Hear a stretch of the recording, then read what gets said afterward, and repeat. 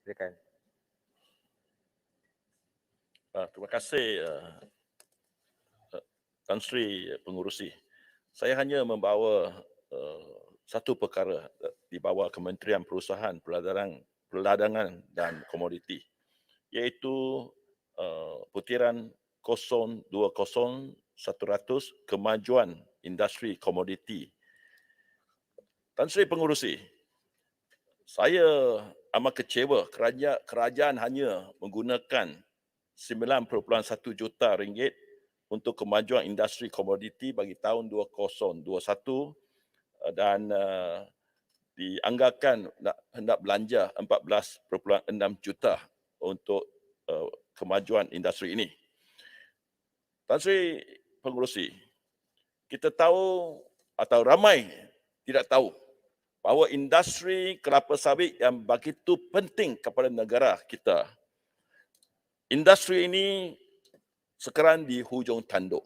Sungguh pun harganya melambung tinggi, tetapi kemungkinan besar industri ini akan lumpuh dan lenyap daripada negara ini yang menyebabkan kehidupan berjuta-juta rakyat ada kesan ke atas pendapatan berjuta-juta rakyat negara kita. Tan Sri Yang di-Pertua, Tan Sri Pengurusi, kita tahu bahawa kos pekerja sudah naik melambung tinggi kerana tidak cukupnya pekerja. Kita memerlukan daripada satu laporan, kita 70% daripada pekerja di ladang kelapa sawit ini adalah pekerja asing dan juga baja telah naik mendadak. Dan juga negara kita ini telah pun menggunakan lapisan berlapis-lapis cukai ke atas industri sawit ini, termasuk levy pekerja asing, levy untuk penyelidikan, windfall tax, cukai ekspor dan juga corporate tax yang pada satu masa saya mencantumkannya lebih kurang bersamaan dengan corporate tax 60%. Hari ini kita boleh menikmati harga tinggi adalah semata-mata kerana polisi Indonesia untuk tidak lagi menggalakkan ekspor CPO ke negara lain dan telah mengenakan cukai ekspornya sehingga $200 untuk November 2021 dan ekspor levy sebanyak $175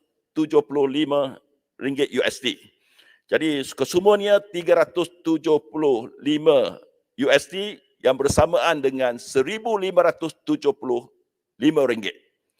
Bayangkan kalau satu hari Indonesia tidak lagi mengenakan ekspor yang tinggi dan pekerja-pekerja mereka tidak lagi datang ke Malaysia, dan kalau harga turun mendadak seperti harga 3 tahun yang lepas, lebih kurang 1,800 sampai 2,000 semetrik tan CPO.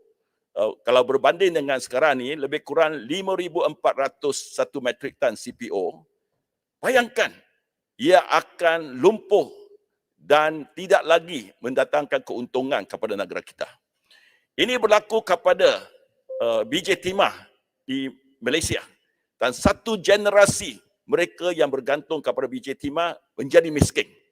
Jadi harapan saya ialah kerajaan mesti sekurang-kurangnya daripada lebih kurang 12 bilion cukai yang diterima daripada industri ini, sekurang-kurangnya 100 juta mesti digunakan untuk R&D, Research and Development.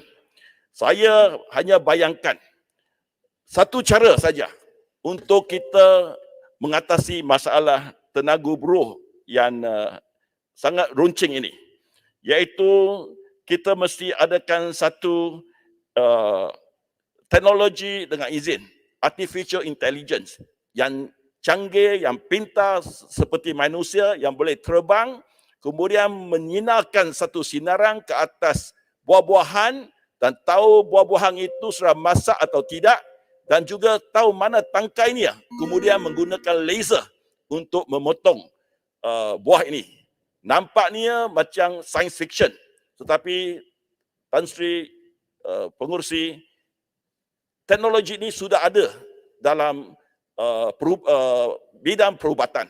Harapan saya dengan jumlah wang yang cukup yang kita laburkan, kita boleh ada teknologi sedemikian untuk mengatasi masalah ini. Kalau ini lebih murah, kita labur setiap tahun 100 juta daripada seluruh industri ini lumpuh, yang mana kita boleh dapat sampai 12 bilion cukai setahun. Itu saja harapan saya, dinaikkan jumlah untuk R&D ini. Terima kasih. Terima kasih Yang Berhormat Proas.